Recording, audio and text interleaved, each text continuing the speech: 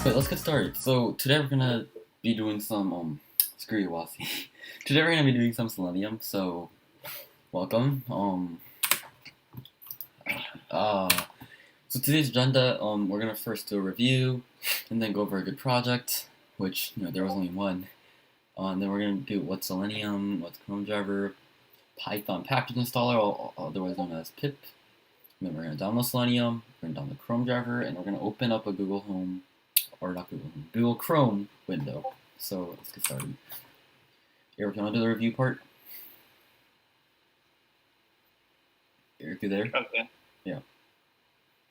So last class, we had you guys install PyCharm, and then we went over the basics of it. And then we introduced functions and how to define them. And then we also talked about what function scopes were. And there were like 3 different levels. There were built-in namescopes, global namescopes, and local namescopes. Namespace, sorry. And then we also talked about how to return a function. Like you have to keep in mind that you can only return once with a function. And then we went over these 3 libraries, which were NumPy, random, and time. Yeah. So that was pretty much it. It was pretty basic stuff, but these libraries things are kind of what we did to like prep you guys up for Selenium. The reason why we're doing Selenium is because it's pretty cool. Something pretty cool you can do with Python. Obviously, Python has so many other applications, but this is something cool that you can do with Python that kind of was intended to excite you guys. So we're gonna move on.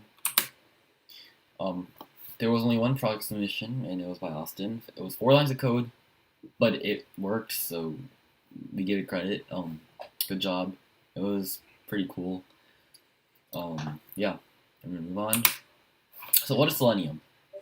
Selenium is an open source, and I'll explain what all those mean. Open source web-based automation tool which executes Python code in a browser. So what open source means is that there's a if you've done any coding before, you should know a website called GitHub. And Wasi, you should know because Lookman always flexed about it. But yeah, basically there's a thing called GitHub, and that's where like a lot of programmers and software engineers they like upload, I guess, or push their code into. That's like I guess like a database, not a database, but that's like I guess like a hub for like a bunch of code. And what open source is basically, it's open to the public to edit, and then like the public can edit it, anybody can edit it, and they can push or submit the code to whoever runs like that project, the GitHub project, and then they can like review the code, and if they like it, then they can include it into the Selenium. So it's open source, which means anybody can contribute to it. Like Eric can literally just type a good code today, submit it to Selenium's GitHub, and he can get it to ship, which is pretty cool. And a lot of coding companies, I think, they look for you to contribute to open source projects. So yeah, if you're trying to get a job in like software engineer, you should probably like look into contributing to open source projects. I never done it before because I'm not good enough. But if some of you guys get good enough, then go ahead and please contribute to open source projects. And web based just means that it runs on the web, like Chrome or Firefox or Safari or anything like that. It is also often used to automate web applications. That's what Selenium is, just what automates stuff. And many things can be done using Selenium, such as ordering pizza with code. You can also spam somebody on Discord, like I did, and you can automate stock trade. I've done 2 out of the 3. I did not automate stock trade because I don't have money and I'm broke, but I did order pizza using code, and I did write a Python program using Selenium to spam somebody on Discord. And most of the other Python libraries like NumPy, Matplotlib, Random, Math. Selenium has its own well-written documentation, which is linked right there. And I'll give you guys this link, but the problem with this is it's very. I said it's well written. I mean, it is very well written, but the problem with that is that like it's very long. It's you'll see what I mean if I show you guys this, but it's very long. So the part that we're gonna be working with is Chrome. Hopefully, all of you guys have Chrome, because if you guys don't have Chrome, that's a problem. It's 2020, guys, almost 2021. I just posted it in the chat, and hopefully you guys saw that. Now we likely you won't be using this link. I mean you will be using it, but like you'll be using a different section, the more specified portion. So we're gonna move on. So what's Chrome driver? Now, we're just talking Selenium. That's like the basic library that controls, or not controls, but like that's the library that you can use to like automate like web stuff. And Chrome driver is basically a separate executable that Selenium WebDriver uses to control Chrome, a very popular browser. Now, please type in the chat right now if you don't have Chrome. And be honest, like if you don't have Chrome, like just please type in the chat. No, Microsoft Edge is bad. No. Okay, looks like everybody has Chrome. That's good because everybody should have Chrome. So it provides capabilities to navigating to web pages. And without Chrome driver, Selenium will not be able to execute commands on Google Chrome. And remember that website that I sent earlier in the chat? If you looked at it like a good student, you would have seen that it's pretty messy. But this portion should be a little more readable because it's a specified portion of that page, which is a Chrome driver page. So I'll post it in the chat. Now you guys can see that it's actual stuff that we're going to be working with. Now you guys have to worry about that now. We're not going to be teaching you guys all that.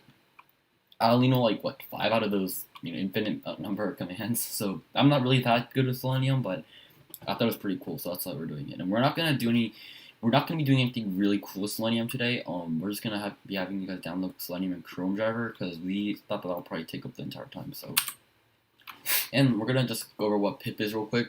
So pip is what we call Python package installer.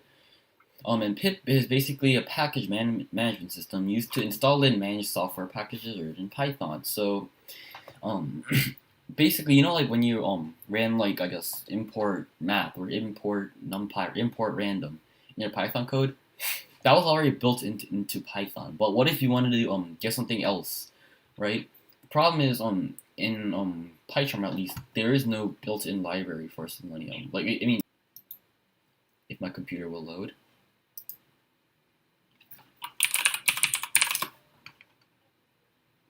And then if I did import Selenium, and then yeah, you can see it's already showing us an error. It says yeah, no module named Selenium. Wow, that's a problem, right? Into our Python code, and it calls in the command line. So I'm sure like almost none of you guys have experience with the command line. I don't really have experience that much either, but you can actually do stuff in the command line, and it's much easier than actually graphically going through the like whole download process in PyCharm at least for me. Usually you want to do pip3 install library name. I'm pretty sure PyCharm comes with pip. If you guys want to check that, let me make sure I'm giving you guys the right information. Let me do a quick Google search if my Chrome browser will load.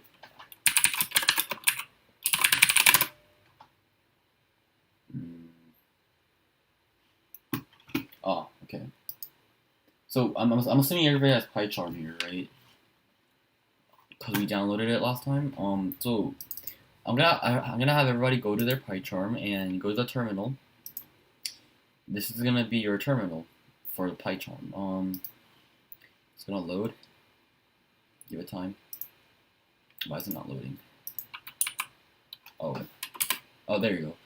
All right, so to check if you have pip installed, all you're gonna have to do is do pip -- and then version, like so, and then when you press enter, it should give you your pip version, like that, pip 20.2.2. So can everybody go into their PyCharm IDEs right now and type this command in, pip -- version, and once you do that and you check that pip, it doesn't have to be a specific version, but once everybody checks if, like at least some version of pip is installed in their PyCharm, can you type yes in the chat so I know that people are good? Because this is pretty key if we're gonna use Selenium. So Amner says yes. Waiting for how many people is that? 7 people? No, 6 people. I'm assuming everybody's loading up PyCharm right now. Velocity says yeah. Yeah, because my belief was that PyCharm does not let you type in the terminal. Okay, Austin, do you mind sharing your screen? I'll stop sharing right now. Can you share your screen, Austin?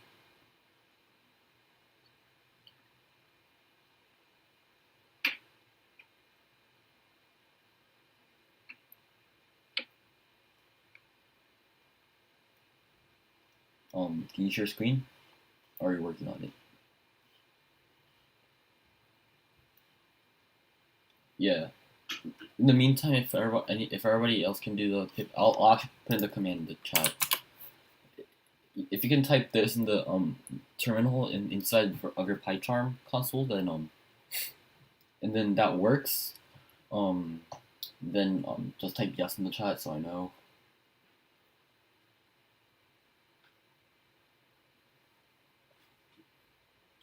I do understand that loading up PyCharm could take a while. All right, Tyler. All right. Okay, cool. Austin, can you try doing the pip dash dash version thing?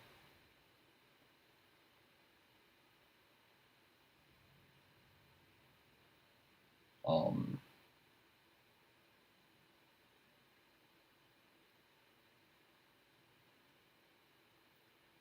Austin, you should go to a terminal first. So at the bottom, at the very bottom, there's a thing called terminal. Yeah, and then type in pip dash dash version, pip space dash dash version. Yeah, and then press enter. And then, yeah, there you go. You do have pip. So it's an older version, but that's all right. Yeah. So cool. Good job. Good job. Is everybody else good at that, or does anybody else need help?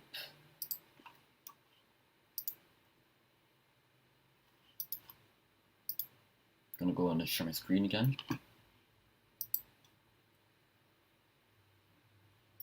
Okay, so we have 1, 2, 3, and 4 people that it's working for. I typed in the chat. It's pip dash dash version. Oh, all right. I'll give it again. It's this right here. Pip dash dash version. Yeah. And Andrew says yes. I think at this point we're just waiting on Siraj. I think. Yeah, I believe we're just waiting on Siraj. And Kai, is it working for you too? It says I don't have an interpreter. I don't think I've downloaded Python actually on this computer. Oh, you don't have PyCharm? I have PyCharm. I don't think I have the Python language downloaded, so I think I gotta do that first. All right, go ahead and download that because if you type it in, I think if you type in Python in here, it should give you your Python version, 3.8.2. It's probably one of the newer versions. Yeah, if this doesn't work, if you just type Python on the terminal in your PyCharm terminal, it doesn't work, then that means you don't have Python installed. Advanced apparently didn't do a good job of installing Python on people's computers. Siraj, is it working for you? No, okay. Do you want to share your screen? I can stop presenting. All right. You don't. All right. Okay. Yeah, go ahead and install Python. There's an let me search up Python.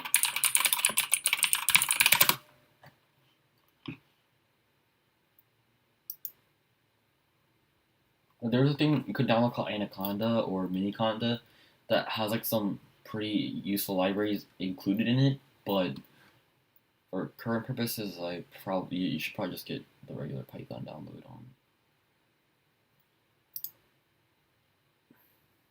Yeah, if you go to python.org, there should be a bunch of things that you can do to download it. But yeah, seems like everybody's good except the people who don't have Python installed. So while you guys do that, we'll move on. And we'll get back to you later because I don't want to waste too much time. All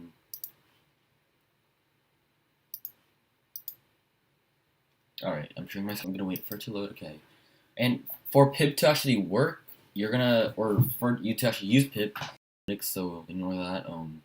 But if you're running on Windows, click on this. If you're running on Mac, click on this. And download it. And also like last time, I want somebody to be like a guinea pig. So can somebody share the screen and like walk through the process so I know what it looks like in your perspectives? How do I check? Oh, so you're gonna go to these 3 little dots in your Chrome browser. You're gonna click on this, and then you go to help. then you go to About Google Chrome, and that's how you check. And then you click here, and then it takes you to this website, or that's your Chrome version, right? And then if it's 84 something, then you download the 84 version. Yeah, we just downloaded Chrome driver, and everybody was successful with it. And here's some basics. So, Eric, why don't you go over this slide and get off Brawl Stars? Yeah, get off Brawl Stars. Yeah, that's right. So Selenium Basics. Didn't you already do this with someone? Well, yeah, but it's a slide. We didn't go over it, so you should explain it because you're the one who made it. So Selenium, we're gonna teach you how to get Google to open up on Chrome. All right, so in order to use Selenium, you guys have to first import it. I mean, you don't just type import Selenium because you also wanna import WebDriver from Selenium. So you would type from Selenium import WebDriver. A quick interjection. You could just do import Selenium, but sometimes PyCharm gets really specific about it, and it's very good practice to import only specific things that you need from a big library. Because Selenium is a pretty huge library, and if you import everything from it, that just adds to compile time, and it might cause unnecessary I guess storage usage. I don't know really how computers work, but it's good practice to import specific libraries from a big library. And Eric can continue. And then next thing you have to do is to make a variable and set that equal to the path, which is where your Chrome driver is located. I think you already explained this, right? But it makes it so that you don't have to specify the path. And then this third line, it creates a driver variable that will drive your web automation by providing the path to your Chrome driver. And then the last line you need, this is what opens up whatever link you put in the parentheses. So you just type driver dot whatever URL you want, and then it should open it up in Chrome. Yeah, and at this point, you guys might be intimidated. You're like, how am I supposed to remember all this? Well, conveniently, we have something called documentation. Let me go check that out. It's in, where is it at? It's right here. Click this, go to this link. You can see here, Selenium Documentation. Wow. And takes you to this WebDriver part, and we just looked at get, right? It should be here. Keep scrolling.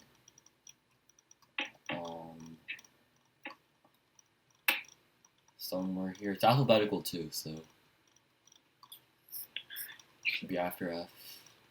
Yeah. Just command get F. I don't think there's gonna be just one get in this whole entire. Do you see how long this is here? Yeah. Okay, yeah. So as you can see here, get loads the web page in the current browser session. So that's there, and pretty much you can literally. This is all the information you need for for Chrome driver. So yeah, please look at the documentation. You don't have to memorize everything. A lot of most 99.9% of the programmers, they just refer back to the documentation. They don't actually memorize stuff, and if they do memorize stuff, it's because they use it a lot. Yeah, and also another thing I wanted to point out. This is Eric's code here, and again, this path might not be the same for everybody because it's Eric's specific path. It might be for Abner. It was users Abner desktop. But for Eric, his computer name was Zora for some reason, and it's in his downloads folder or downloads file. And then his application was actually Chrome driver _2 because it was the second time installing Chrome driver, while Abner was his first time, so it was just regular Chrome driver and update Chrome driver every time Chrome updates. Yeah, you probably do need to actually. But Chrome updates are not that frequent as far as I know. So. If you get Chrome version 65 it's not gonna be that hard too. Just uninstall the current Chrome driver you have and just install it again, and yeah. And then another thing was here from time import sleep. You don't need this because this was just part of the code for another we're using this program to run actually a specific thing like Discord command bot. So you don't actually need this if you're just trying to open up a I guess Chrome browser, but often time is used in conjunction with Chrome driver, so just keep that in mind. You don't need this line in line number 3 here. This is gonna change depending on where Chrome driver is located at. And again, these variable names, you can make them. You can make this A, you can make it X, you can make this like Y, you can make it A. It doesn't matter. We just name the chrome driver and drag because it's intuitive. And make sure this name is the same thing as whatever goes in here because this function has to know where your chrome driver is located at in your file, and whatever you pass in here is just gonna be whatever website you load up. That's everything, and that was really fast. So hopefully everybody got that. Huh? I actually have to go. Yeah, Eric, you can go, but nobody else are allowed to leave because we have homework to go over. Very important homework assignment. Okay, so this is a obvious and optional homework because like, all the homeworks are optional. But basically, homework is you're gonna write a it's gonna sound complicated. I'll explain it. You're gonna write a program that takes in a string of zeros and ones separated by spaces, then make the string into a list using the dot split method on the string. And then starting at the letter Z, iterate through the list, and if the number is 1, go up 1 on the alphabet. If the number is 0, go down 1 on the alphabet. Then print out the final alphabet the program landed on. So again, it sounds confusing, but let me explain. So basically, like I just wrote this homework program just so you guys can review like the concepts that we learned before, and I highly recommend that people pay attention right now because if you're going to do the homework or project, this is very fundamental. And if you want to do the project's actually linked to the homework this time, so you really want to pay attention. Or you can watch the YouTube video later, but might as well do it. Pay attention now, rather than go watch a YouTube video later. But basically, let me explain. So you're gonna be given like sample inputs, which is just a bunch of ones and zeros. It looks like binary. It's really not. Ones and zeros are simple, so I just used it. So basically, you're gonna start the letter Z. Okay, so I'm starting the letter Z, and if the number is 1, you're gonna go up 1 on the alphabet. So after Z, it's gonna be A, and then B, and C, and D. And then if it's 0, you're gonna go down 1 on the alphabet. So if you start at Z, and then if the first number is like 0, then you're gonna go Y, and then it's gonna be X. I can't do alphabet. Yeah, that's how it's gonna work. And then sample output in this case should be C because 1. So at this point it's A. And then 0, so we go back 1. So Z, 1, so we go up 1, so it's A. Another 1, we go up B. 0, we go down A. 1, we go up B, and then C, and then D, and then E, because we keep going up because there has a ton of 1s.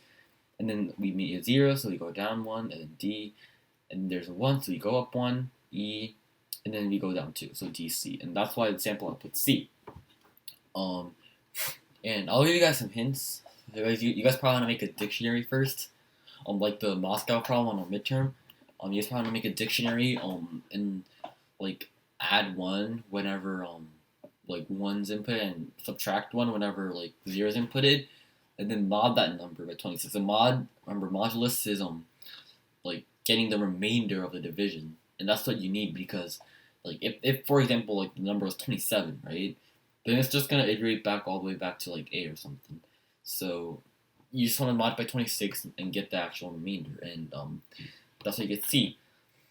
Now this is a pretty simple program, but the project is going to be the cool part. So using the homeworks program, and you're going to decode the given 6 strings, and I'll give you guys the 6 strings. It's on the next slide.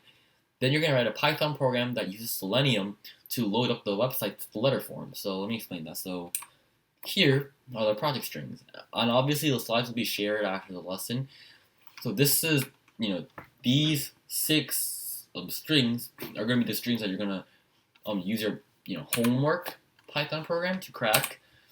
And all these strings equal to 1 letter. So it's a 6-letter website or something like that. And then basically after you decode all this, it's going to give you a website name, whether it be like Google or Discord or GitHub or, I don't know, like Zoom, Google Meet, like Gmail or something. And then it's gonna give you like 6 letters. It's in order, so you don't have to unscramble or anything. Like it's in order. If this were to be a Google, it'll be Google. It's in order, and you're gonna write a Python program that uses Selenium to load up those websites. It's pretty simple. We already did it. You just change Google to whatever the decoded version is. But yeah, this algorithm part is pretty important. And because this is pretty hard, I'll actually give you guys I'll kind of let you guys cheat a little bit. I'm literally giving you guys an answer for the homework, so you guys should look at it. So yeah, this is the algorithm that I wrote. So you basically make a dictionary, um, um, and I'll explain why I made it like this. And then you're gonna take an input, which is just gonna be, you know, this really long string of ones and zeros, and also you can copy paste the test case right from the input, right from the slides into here, and it'll work. And then I make a variable called count inside equal to 0, and then I iterate through every single element of the string. Or I mean, I guess I didn't have to use dot split. I could just iterate through the string, but I use dot split because I like arrays or lists. And dot split, basically it splits up the string, and then because there's no parameter default to spaces, so it's whenever there's a space, it splits that string, and then it's gonna make an array. So the array's gonna be like 0 and then 1, and then 0 and then 1 and then 1 and so on. So you're gonna iterate through that array, and then if the correct element that you're on is 1, then you're gonna add 1 to count because that's what the homework said to do. And if it's not, which means it's a 0, then you're gonna subtract 1 from count, which again the homework said to do. And then you're gonna make a variable called final num, then mod it by 26, which is it should give you the remainder when it's divided by 26. And then you're gonna print the dictionary value of whatever final num was. And if I don't know, I landed on 9, right? What is the 9th letter of the alphabet? It's I, right? And what's 9 mod 26? It's 9 because 9 does not divide into 26, or 26 doesn't divide into 9, so it's just gonna be 9. So I. But if it was like 27, you mod by 26, and you get 1 because you can put in 26 into 27 one time, and the remainder will be 1. What is the first letter of the alphabet? A. That's what it's A. And Z is at the top with 0 because the 26th letter of the alphabet's Z, and if you mod 26 by 26, it's 0 because it divides perfectly and there's no remainder. That's why it's 0. Yeah, and I use this program. I just wanted to show you guys. This is the program that I use to generate the random string. And I tweaked it a little bit so it actually works. So I'll show you guys my program actually running. So that will stop happening. So yeah, here I just generated a random string. And this is not the homework string, by the way. This is a completely random string that I generated just now. So I'm just trying to show you guys how my program works. And then I'm going to switch to algo, type this in, and then it outputs the letter B. And then you're going to just repeat this for all the given, I guess, strings in the slides. So, hold up. All of these, you're going to put this in the program, you're going to put this in the program, you're going to put this in the program. All 6 of these, and then you're gonna get a certain website, and you're gonna code up a real quick, Selenium thing that pulls up that website, and that's your project. And we're done. So hopefully you guys enjoyed today's session. It was pretty tough. Please do the homework and practice time. It took me quite a bit to actually come up with it, so I'd very much appreciate. This will only work if we assign Z as 0 and A as 1. You could probably do it other ways, but yeah, the way I did it, yeah. And also, because this will be on YouTube soon, you guys can technically cheat and go up to YouTube and just copy my code. I don't really mind. I just care that you guys actually, commit time to actually practicing coding. So yeah, that's why I showed you guys the solution, quite literally. But yeah, please try it, attempt it, because I really want you guys to, get better. Because when school starts, which is gonna be very soon, we're gonna actually start recruiting people to teach people, and we're gonna have coding interviews and stuff. So you guys, should want to be getting better at coding. So hopefully everybody enjoyed. And yeah, that's gonna be it. If you have any questions, you can stay and ask, or other than that, you're free to leave. So see you guys.